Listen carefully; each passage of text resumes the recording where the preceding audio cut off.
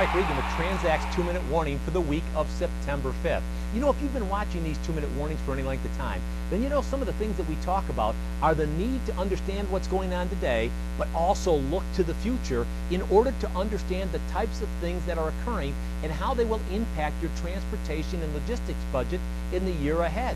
So one of the things that really I found to be really interesting was when Jeff Berman wrote a piece recently over at the logistics management website. That's logisticsmgmt.com.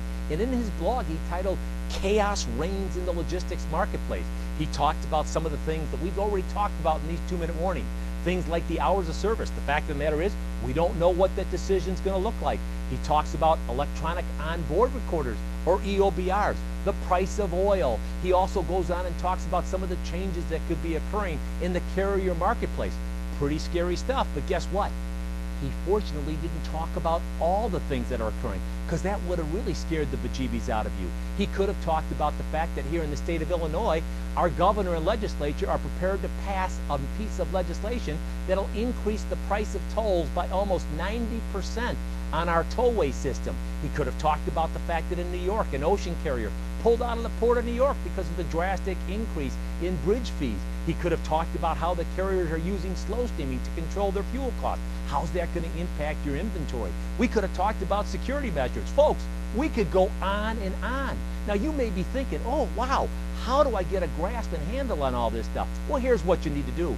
Right now, go ahead and take out your calendar, Outlook, whatever you use, and take a look at October 2nd to 5th and mark that for the Council of Supply Chain Management's annual conference. We're going to be talking about all these topics at the conference. There's over 30 tracks. And that's why this week we're going to have an on the record available for you at TranzAct Inside. And this on the record you need to listen to, because we went and talked to Rick Blaskin, the CEO of the Council of Supply Chain Management Professionals.